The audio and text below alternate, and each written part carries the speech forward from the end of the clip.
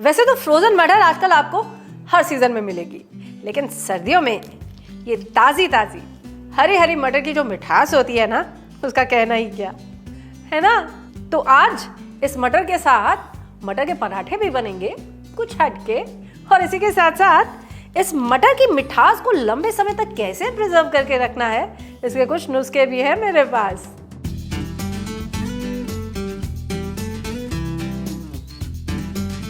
यानी कि मेरे स्पेशल वाले मटर के पराठे, परत वाले, मलाई वाले, आपको पहले तो ये सिखाऊंगी, और इसी के साथ साथ जैसे मैंने कहा मटर की मिठास को लंबे समय तक प्रिजर्व कैसे करके रखना है, और इसको फ्रीज करते वक्त आप क्या क्या गलतियां करते हैं, इसके बारे में भी आपको बताऊंगी।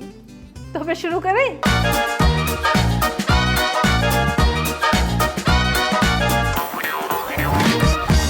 बहुत लोग मुझसे पूछते हैं, पंकज जी क्या कारण है कि जब हम घर में खाना बनाते हैं ना, और जो रेस्टोरेंट का खाना होता है उसमें थोड़ा फर्क आ जाता है।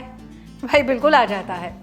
देखिए, एक कारण तो ये है कि रेस्टोरेंट के खाने में थोड़ा घी तेल मसाला खुल के अच्छे से पड़ता है, और दूसरा और बहुत इंपॉर्टेंट रीज़न ये भी है कि खाना बनाने से पहले ना पूरा मीज़ा प्ला करके रख लिया जाता है।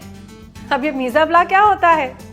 मीज़ा प्ला का मतलब होता है पहले से ही हर चीज़ को प्रिपेयर करके रख लेना, यानी कि स्टेप बाय स्टेप सारे काम कर लिए जाते हैं। तो आज कुछ इसी तरीके से मैं आपको काम बताती हूँ, यानी हम भी शुरुआत करेंगे आज स्टेप बाय स्टेप। तो अगर पराठे बनाने जा रहे हैं तो सबसे पहला काम तो हम ये करेंगे कि हम पराठे का डो बना करके रख देंगे। क्यों? क्योंकि डो को रेस्ट करने के लिए चाहिए होता है समय। जितनी देर के लिए आप डो को रेस्ट करने के लिए छोड़ेंगे ना, उतना ही बढ़िया आपका आटा जो है वो ढल जाएगा। आटा ढलने से मेरा मतलब ये है कि जितनी देर के लिए आप आटे को गूंद करके छोड़ देंगे ना, उतना ही अच्छा उसमें ग्लूटेन फॉर्मेशन होगा। ग्लूटेन वो पदार्थ होता है जिससे आपके आटे में आता है लचीलापन, और जिसे देसी भाषा में हम कहते हैं कि हमारा आटा जो है जी वो ढल गया। उसके बाद हम अपनी स्टफिंग प्रिपेयर करेंगे, और स्टफिंग प्रिपेयर करने से पहले मैं आपको बताऊंगी वो प्रिजर्वेशन वाली टिप कि कैसे आप अपनी फ्रोजन मटर में वो कलर और वो मिठास जो है वो लंबे समय तक बरकरार बनाए रख सकते हैं। जब स्टफिंग भी भर जाएगी तो ऑफ कोर्स आएगी बारी पराठों को रोल आउट करने की, जिसमें मैंने आपको बताया मेरे पराठे आज थोड़े डिफरेंट होने वाले हैं। कैसे? पराठे बनेंगे परतदार, साथ ही साथ मलाईदार भी होंगे। तो चलिए शुरुआत करते हैं। जैसे मैंने सबसे पहले आपसे कहा, डो बनाने के साथ, और इसके लिए डो में मैं मिला लूंगी पहले थोड़ा सा नमक, ये 1/4 चम्मच अजवाइन। इसे हाथ में अच्छे से रगड़ करके तब ऐड करेंगे, ऐसा करने से अजवाइन का जो फ्लेवर है वो और इंटेंसिफाई हो जाएगा। जब एक सॉफ्ट डो रेडी हो जाएगा ना, तब हम इसमें ऐड कर देंगे 1 टेबलस्पून ऑयल, और इस डो को तब तक नीड कर लेंगे जब तक ये सारा ऑयल इसके अंदर इनकॉर्पोरेट नहीं हो जाता। देखिए, कुछ ऐसा सॉफ्ट डो चाहिए हमको। अब डो डन, इसको भी रेस्ट करने के लिए छोड़ देते हैं हम तकरीबन 20 मिनट के लिए, और अब प्रिपेयर कर लेते हैं अपनी स्टफिंग। लेकिन जैसे मैंने आपसे कहा था, स्टफिंग प्रिपेयर करने से पहले आपके साथ शेयर करूंगी वो नुस्खा, यानी कि मेरी टिप कि कैसे अगर आप इस मटर को फ्रीज करके रख रहे हैं ना, तो इसकी जो मिठास है और इसका जो कलर है वो बरकरार रहे। क्योंकि यूजुअली फ्रोजन मटर में हम देखते हैं कि कलर भी खराब हो जाता है और कहीं ना कहीं उसकी मिठास भी खो जाती है। तो बस इसके लिए करेंगे क्या, पहले हम इस मटर को ब्लांच कर लेंगे with just a little salt and a little sugar. अब आधी मटर को तो मैं ब्लांच करके निकाल लूंगी, और बाकी आधी मटर में रोक लूंगी अपने पराठों की स्टफिंग बनाने के लिए। अब होगा क्या, ब्लांच कर लेने से ना ये जो मटर है इसके अंदर की जो एंजाइम एक्टिविटी होती है ना, वो बंद हो जाएगी, और वो जो चीनी हमने डाली और नमक डाला ना, उसकी वजह से इसका कलर और एनहांस हो जाएगा। देखिए, कंपेयर करके देख लेते हैं। तो देख रहे हैं आप, केवल ब्लांचिंग से मटर की रंगत में कितना फर्क आ गया है। अब इस मटर को हम ड्रेन आउट कर लेंगे, और इसके बाद इसे ठंडे पानी से रिफ्रेश कर लेंगे ताकि इसका जो कुकिंग प्रोसेस है वो बंद हो जाए। ऐसा करने से इसका जो कलर है वो बरकरार बना रहेगा। अब इसे अच्छे से मैं ड्रेन आउट कर दूंगी और फिर इसे स्टोर करेंगे हम एक जिप-लॉक बैग में और इसे फ्रीजर में फ्रीज होने के लिए रख देंगे।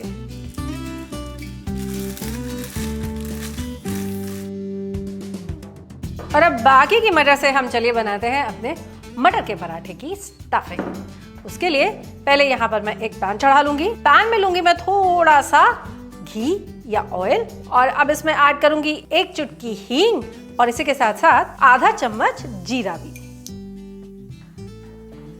अब इसमें ऐड करूंगी थोड़ी बारीक कटी हुई हरी मिर्च, इसी के साथ साथ बारीक कटा हुआ अदरक और पहले इनको हल्का सा फ्रेग्रेंट कर लूंगी। अब ऐड करेंगे इसमें ये हरी मटर और इस मटर को स्लाइटली हम सौते कर लेंगे तकरीबन 3 से 4 मिनट के लिए, ताकि ये थोड़ा भून जाए और ये अपना पानी भी थोड़ा छोड़ दे, क्योंकि उसी पानी की वजह से जानते हैं आपके पराठे फटने लग जाते हैं। 3 से 4 मिनट बाद जब ये मटर भी हल्की सी पक जाएगी ना, तब ऐड करेंगे हम इसमें कुछ मसाले जो इसके टेस्ट को और भी एनहांस कर देंगे। तो सबसे पहले तो ऐड करेंगे इसमें 1 चम्मच धनिया पाउडर, इसी के साथ 1 चम्मच जीरा पाउडर, 1 चम्मच काली मिर्च का पाउडर और आधा चम्मच गरम मसाला।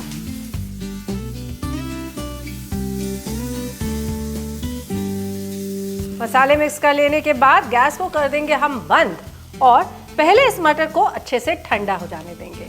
अब देखिए, इस मटर के साथ मसालों को भून लेने से मटर का टेस्ट भी और अच्छा हो गया और वो जो मसाले हैं उनका फ्लेवर भी और इंटेंसिफाई हो गया।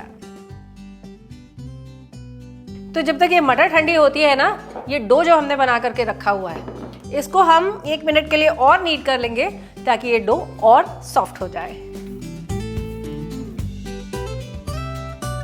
और अब ये जो मटर ठंडी हो चुकी है, इस मटर को ना मैं मिक्सी में दरदरा सा पीस लूंगी।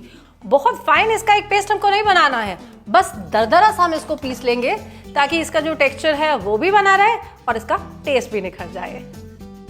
अभी 2 चीजें इसमें मैं और मिलाऊंगी और एक तो है 1 चम्मच खटाई यानी कि ड्राई मैंगो पाउडर, अमचूर और इसी के साथ साथ 1 छोटा चम्मच कसूरी मेथी भी।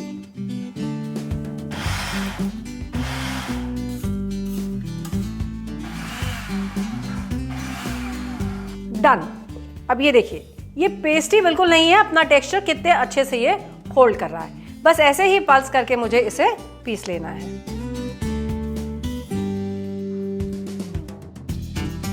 अब इसमें मैं ऐड करूंगी थोड़ी सी बारीक कटी हुई प्याज। Now this is entirely optional, अगर आपको प्याज अच्छी लगे तो ऐड कीजिए, नहीं तो बिना प्याज के भी ये मटर के पराठे बहुत डिलीशियस लगते हैं।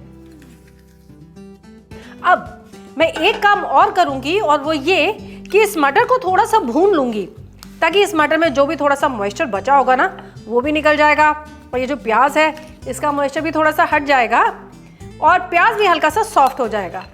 आप चाहें तो प्याज को भी पहले थोड़ा सा भून करके तब उसमें मटर ऐड कर सकते हैं, लेकिन इन दैट केस क्या होगा, आप जब मटर को पीसेंगे ना उसके साथ प्याज भी पिस जाएगा। ऐसा करने से प्याज पिसेगा नहीं, इसका जो टेक्सचर है वो बरकरार रहेगा।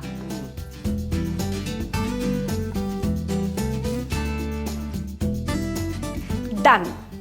अब इसका पानी भी अच्छे से सूख गया और ये थोड़ी सी और भून भी गई। अब इसे निकाल के थोड़ा ठंडा कर लेते हैं। तो स्टफिंग भी डन। अब शुरू करते हैं बनाने अपने मलाईदार परत वाले मटर के पराठे। उसके लिए पहले ये जो डो है इसको हम ब्रेक कर लेंगे टेनिस बॉल साइज्ड पीसेस में और इसे रोल आउट कर लेंगे। अब पराठा बनाने के लिए पहले चढ़ाते हैं तवा और यहाँ पर थोड़ा सा सूखा आटा भी ले लेते हैं to roll out our parathas. अब इसके लिए एक ये जो लोई है इसको मैं पहले बड़ा सा बेल लूंगी। जरूरी नहीं है कि सर्कुलर हो, थोड़ा सा रेक्टेंगुलर बेलिए, ऐसा करने से हमारा काम थोड़ा आसान हो जाएगा। अब मेरे पास है यहाँ पर ये घर की मलाई जिसको मैंने थोड़ा सा फेंट करके रख लिया है। तो अब इसके ऊपर मैं लगाऊंगी मलाई की एक लेयर पतली सी। ऐसा करने से जानते क्या होगा, आपके जो पराठे हैं ओह उनका स्वाद देखिएगा, क्या बढ़िया स्वाद आएगा। तो ये मलाई देगी इन पराठों को एक रिचनेस। इतना बढ़िया टेस्ट कि आप कहेंगे वाह वाह क्या बात है। अब इसके ऊपर स्प्रिंकल करूंगी मैं थोड़ा सा सूखा आटा, लाइक दिस। अब इसे दोनों तरफ से ना आप बीच में फोल्ड कर दीजिए ताकि मलाई इसके अंदर पूरी तरीके से ट्रैप हो जाए, ऐसे। अब इसके ऊपर फिर से थोड़ी सी मलाई लगाएंगे, जस्ट अ थिन लेयर।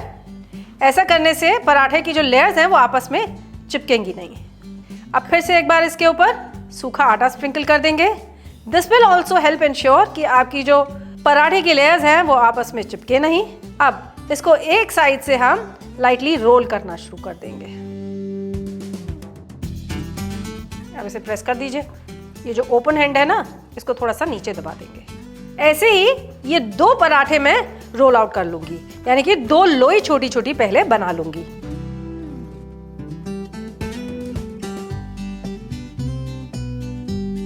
अब इन दोनों पराठों को ना मैं आधा आधा पहले रोल आउट कर लूंगी।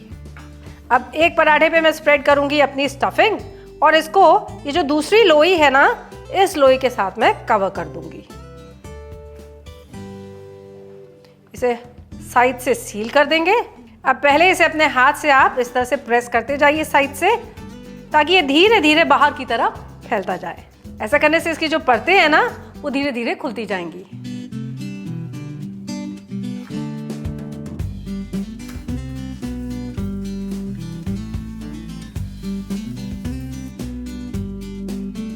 ये देखिए कितना बढ़िया परत वाला पराठा हमारा रेडी हो गया, और वो भी जैसे मैंने आपको दिखाया मलाईदार। तो दूसरा पराठा भी मैंने यहाँ पर बेल करके रख लिया है। अब इसे भी मैं अपने तवे पर डाल देती हूँ। और ये देखिए, अब इस पराठे की आपको मैं परत खोल के दिखाती हूँ। तो लीजिए भाई, हो गए हमारे मटर के मलाई वाले परत वाले पराठे तैयार। अब आप इसको मक्खन के साथ, दही के साथ, अचार के साथ, जैसा आपको अच्छा लगे वैसे एंजॉय कीजिएगा। और मुझे ज़रूर बताइएगा कि ये परतदार मलाईदार मटर के पराठे आपको कैसे लगे।